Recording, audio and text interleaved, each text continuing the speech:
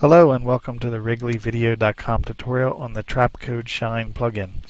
I normally don't do third-party products that are not included with Premiere, but I'm going to make an exception because the Shine plugin is just so popular that I thought I'd kick out a quick tutorial.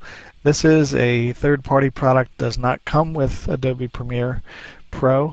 You have to go to Trapcode and purchase it separately. And you'll notice the Trapcode site is geared towards After Effects. This Trapcode Shine plugin was originally designed for After Effects. However, Premiere Pro's API is similar to After Effects, so some of the plugins that are made for After Effects will work in Premiere Pro also, and one of those is the Trapcode Shine plugin. So let's get to it. The most common use that you see is to take some text, a title of some kind, and have light shining through the title. And I encourage you to watch the demo before you watch this tutorial, because the frame rate is so low on these tutorials it's hard to give you a good idea of what the end effect looks like. So we'll show you how to do it here, but look at the demo to see what the end result is, please. So I'm going to go in my effects palette, and there will be a folder called Trapcode. Once you install it, and you just take the Shine plugin and drag it onto your clip. Okay, so it already put the default settings onto the title, which I don't like. So we're going to expand the plugin settings here and make some changes. The first thing I go for is the color. In this case, I want to go with white. And when you expand the colorize option here, you can click on the colorize, and you'll see there's several presets. So if I choose chemistry, for example, it sets these various colors that they call the chemistry mode. Magic, for example, gives you a purple reddish look. For this, since it's a white title, I'm just going to check one color and set the colors myself by choosing white.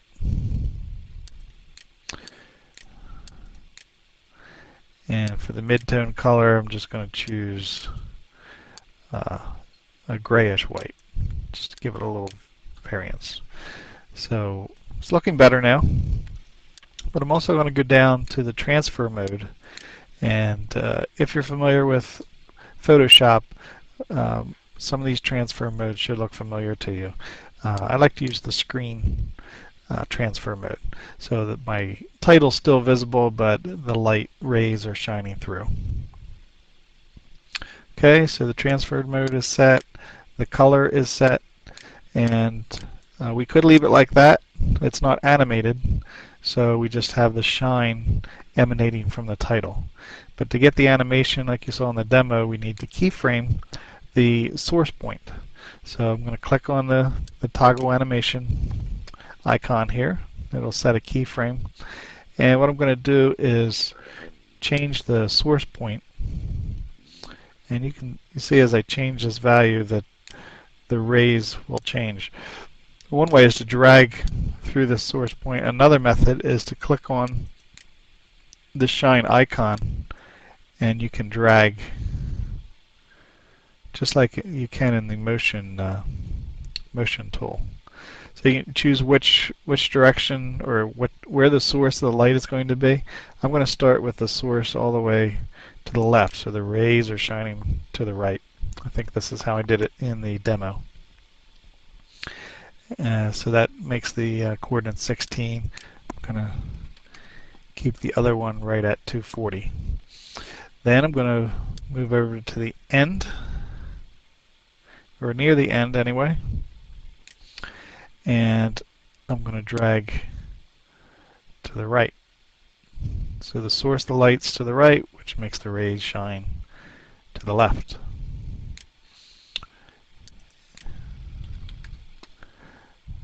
And you can also set the ease options. And that will now, if I scrub this slowly, cause the light to move from left to right. I also enhanced the title a little bit in the demo by setting a little bit of motion. So I set a keyframe at the beginning. I unchecked the uniform scale box because I want the width, not the height, to increase.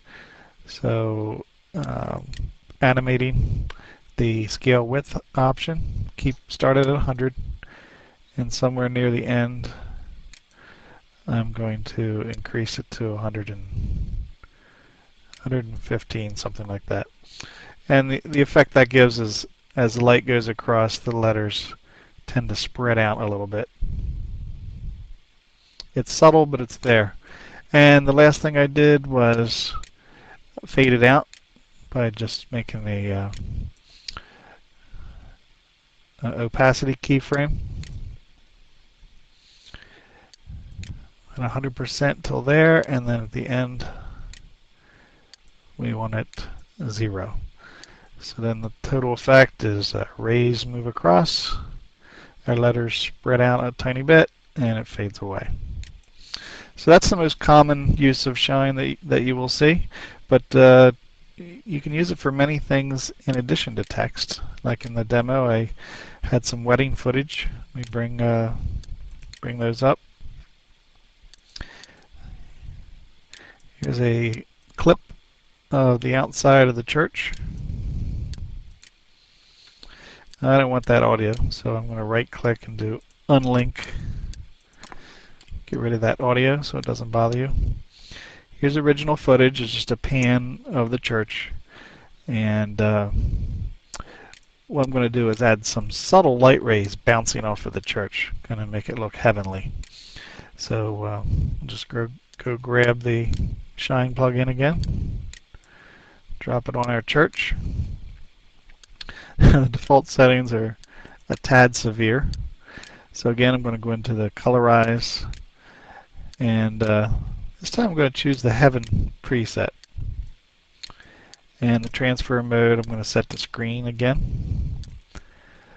And that's not bad, but another thing I want to do is limit the effect just to this white area.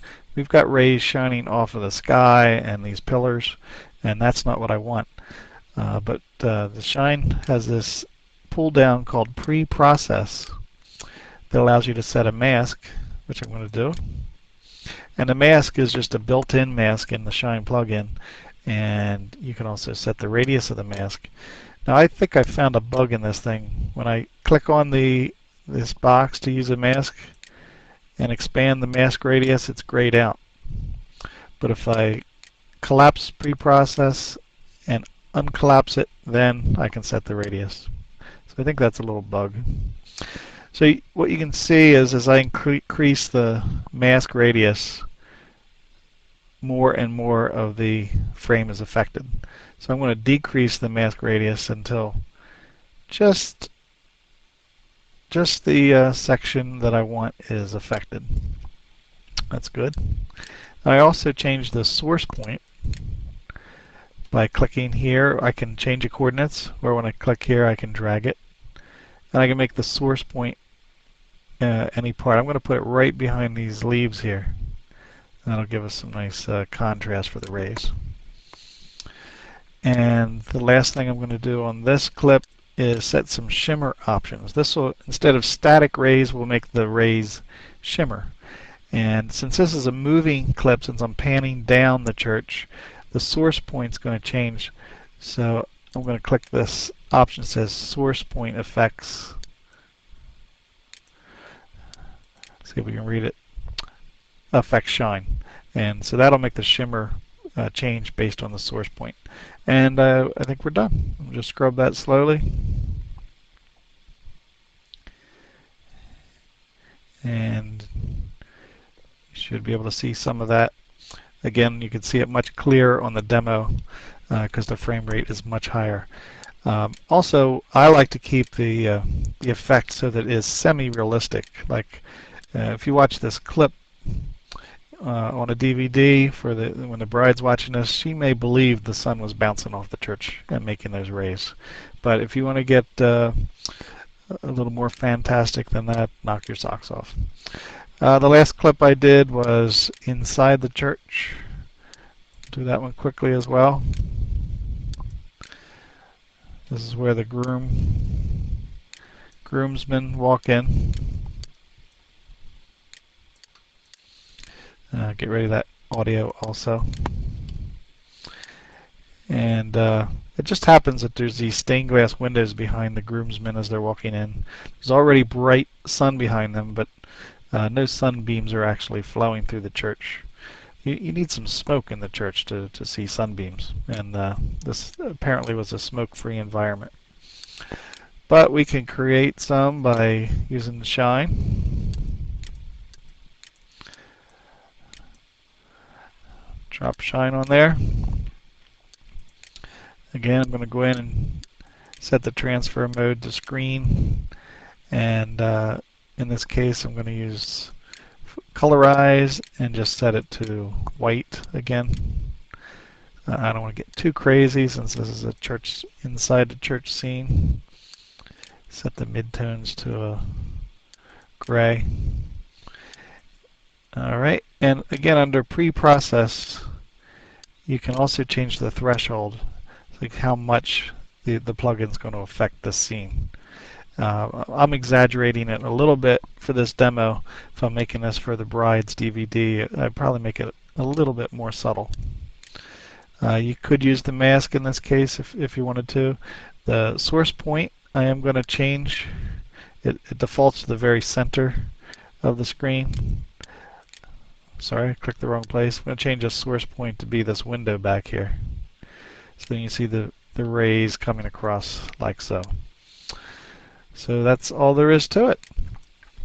I hope you enjoyed this tutorial on the Trapcode Shine plugin. Thanks for watching.